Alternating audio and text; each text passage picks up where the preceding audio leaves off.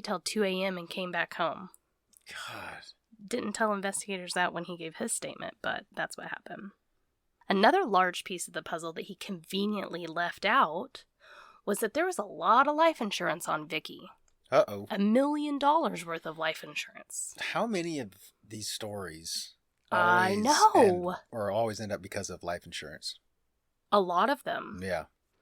So after the Texas Rangers interview Cindy and all of this comes to light and they turn it over to the Denton Police Department, everybody there who had been completely standing behind Robert is like, what the fuck? Uh-huh. And the whole vibe of the station shifts. I'm sure. Everyone is fairly confident now that Robert killed Viki. Everyone. Yeah. Well, Robert can't take the icy glances. He can't take it and ends up resigning 3 weeks after Viki's death. Now the Texas Rangers think that they pretty much have a good case.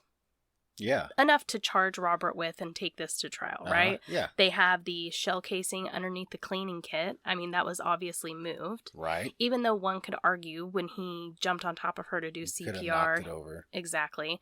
But if he did do CPR, there was no blood on him. And the medical examiner said that the chest wound punctured her lungs. So if he did do CPR... Yeah, he should have gotten blood on him. Blood would have actively been coming out of that wound. Right. At him. And let's say he used his hands to cover the wound up while doing CPR, he would have had it all over his hands. Uh-huh. If they were there in 4 minutes, he did not have time to go wash his hands. Plus, they would be on the baby because he picked up the baby. Monty. Mm-hmm. They pull it all together, and 5 months after Viki's death, Robert is officially charged with murder.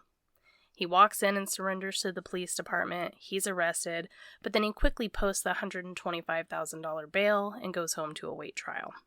Back to the home where Viki's mom still lives, just as a reminder, because that's so weird to me. Well, everyone in Denton is just waiting patiently for this trial to start. Because remember, it's a smaller town, and he's just walking around freely. Right. And everyone knows this case. Yeah. Well, he is steady. Him and Viki's mom are steady, trying to convince anybody that will listen that now it's a suicide. First it was an accident. Now they're trying to tell people it was definitely a suicide. Because he was upset, wanted to be with Cindy, told her about it, and she shot herself. But of course no one was buying that because all she ever wanted was a baby. Right. And she had her baby. And she was planning on stepping back from teaching so she could spend more time with that baby. So it doesn't make any sense that she would take her life. Right. 2 years goes by, still waiting trial. Wow. 2 fucking years. And this is where things take a really crazy turn. The DA asks a medical examiner who was in town for a conference to take a look at Viki's autopsy and forensic files. Okay. This guy was from Illinois. This is Denton County. I don't know why the fuck the DA asked him to do this. Very strange. But this out-of-town medical examiner says this is a textbook suicide. Really? Mm-hmm. So the DA says, okay. Closes the case. Wow. Yeah. From that. And when pressed about it, the DA said that he had taken what the Illinois medical examiner had said and brought it back to the original medical examiner. And that examiner said, oh yeah, you're right. Didn't think of it like that. So now that he had 2 medical examiners saying that it was suicide, he felt justified in closing it. Sure. So now Robert's a free man. He doesn't even have charges. There's no trial. That's crazy. But this is where the Denton Police Department really stepped it up and redeemed themselves. Because instead of writing suicide down on this case and closing it, they left it open and left it pending. Okay. Which technically they shouldn't have done if the DA closed it. Right. And said that it was suicide. Yeah. But they left it open because in their brains, they thought if we get another DA, we can have them look at this. Right. Because there's no statute of limitation on murder in Texas. So let's just keep it open in hopes that maybe someday they can do something with it. Right. And that's exactly what happened. In 2008, a new district attorney was elected, and this case gets taken to court, baby. All right. One of the first things that the prosecution team found was that the original medical examiner never ever changed the cause of death to suicide. So he might have just said, like, agreed with the guy. No. When asked, he said that he never talked to the DA about this case. He never talked to another medical examiner. He listed it as undetermined in the original file because he didn't know if it was homicide or suicide. Right. And he kept it that way the entire time. Huh. So what this fucking crazy DA was doing, that feels way shady. Yeah. Like he was paid off to buy Robert to... But we'll never know. We don't know. That's all speculation. So the trial starts, and the prosecution brings in officers that were at the scene that night. And they are blatantly admitting, we didn't do the best job. Yeah. We were put in such an awkward situation, and we reacted more as friends than we did as police officers. Right. And we really did screw up. And when asked, all of them said he didn't act right that night. Again, I hate saying that. Yeah. But he didn't act right afterwards. We all knew about his affair with Cindy Waters, and we are all fairly confident that he killed Viki. The prosecution goes on to paint this entire theory of his relationship with Cindy was coming to an end if he didn't make a big move. He was getting the pressure from her. He had the life insurance. The only thing he had to do was get rid of Viki. So in a night of sheer desperation, he shot Viki while she was laying on the bed, eating popcorn, which is why she had the gunpowder residue on her face and neck, because he walked up standing over her, and she turned and he shot her. Yeah. Then panicked because he didn't know what to do about it, but he had enough time to get rid of his clothes, shower and get all the blood off of him, then stage this whole scene of cleaning the gun bullshit. Right. Yeah, I bet you're right. And when he went to go stage it with the gun cleaning kit, he didn't know where that shell casing was and just tossed that down on the bed or something. Exactly. Just set it down. So the prosecution's key witness is Cindy Waters herself, and they bring her up, and she basically validates everything that they said. Their relationship had been going on for 1.5 years, where the entire time she had done everything that she said she was going to do by divorcing her husband, getting their money and finances ready, and he was dragging his feet, and she was done with it, and kind of gave him an ultimatum. And he said, just wait, it's about to be over. Wow. The prosecution also talked about Robert's timeline not adding up. Like you said, he said he was gone for 30 minutes, but the paramedics said she'd been dead for an hour and a half. They talked about the fact that he didn't even try to give her CPR. Yeah. Even if there was blood on him, he said that he climbed on top of her and gave her CPR for 5 minutes until he realized that she wasn't coming back, then picked up the baby, then went to the front porch. Well, paramedics were there within 4 minutes of the phone call.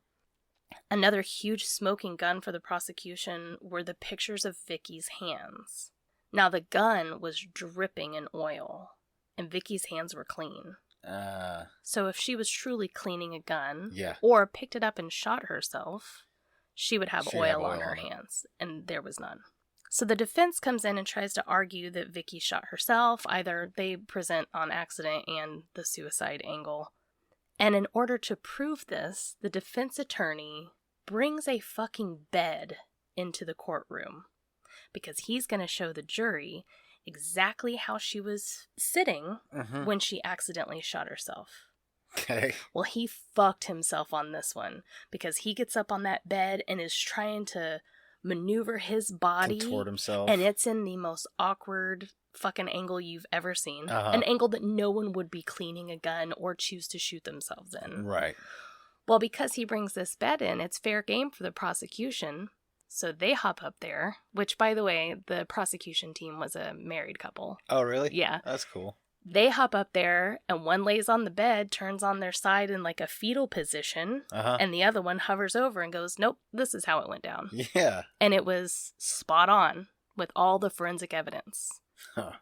Well, in a Hail Mary move, the defense team decides to bring Anna, Viki's mom, up on the stage, who is still adamant that Robert did not do anything to hurt Viki. She goes on and on about how they had a perfect marriage, even though she knew Robert was unfaithful, that Viki was saved by him, that he was a picture-perfect husband, he would never have killed her, and she definitely killed herself. Well, she wasn't very convincing because it only took the jury 5 hours to find Robert Lozano guilty of murder. It was 7 years after Viki's death. 7 fucking years after her death. And he was finally arrested and sentenced to 45 years in prison. That's just ridiculous. I know, and stories like this boggle my mind. Because it's always like some narcissistic piece of shit that wants it all. Uh-huh. They want the house. They don't want to pay alimony. They don't want to pay child support. They want the girlfriend. They want the life insurance. Exactly. They want everything. And it's just the wife standing in the way. I mean, we see this time and time and time again. So, ladies, if you're out there and your husband's a straight asshole and he starts getting life insurance policies put on your shit, it's a red flag. You gotta go, man. Yeah. You gotta get the fuck out of there. Isn't that a crazy story? That's wild. 7 years it took. It's a long time. And by that time, he had married Monty's preschool teacher. Really? Mm-hmm. That's weird. I know. And that's who ended up raising Monty, by the way, which I thought, yeah, that's kind of nice. Yeah. So does that mean it's my turn? Yes. Let's see. Tell me about those 3 pages you have in front of you. Stop it. Why do you pick such long topics? I don't. I'm thorough. I'm thorough. Do you know how many times I ask you a question and your response is, I wish you hadn't asked that? That hasn't happened in a while. That literally happened last episode. It's not going to happen this time. Okay. Try me. All right. My side of this episode is on the disappearance of Zebb Quinn. I like the name Zebb. Me too. Yeah. It reminds me of Pulp Fiction, but it was Zed. Yeah. Zed's dead, baby. Zed's dead. My sources are Wikipedia, obviously. Mm-hmm. All That's Interesting, WLOS.com. It's a local, it's one of those local news places. And a podcast called Going West. Have you heard of them? Yeah. Okay, yeah. They did an episode on this, and I got some information from them as well. It's a good one. Everyone should check it out. Zebb, okay? Mm-hmm. He was born May 12th, 1981. And in January of 2000, he was an 18-year-old who worked at a Walmart in Asheville, North Carolina. He was also in an ROTC program. He had graduated high school and was taking classes at a technical school and was in the ROTC. He wanted to go into the military and become an officer as quickly as he could. If you join the ROTC, does that give you any leg up if you join the military? It does, but I don't know how much. He was described as shy. He didn't have a whole lot of friends, but a lot of people liked him. Mm-hmm. He was described as kind of a mama's boy. Oh, I love that. Yeah.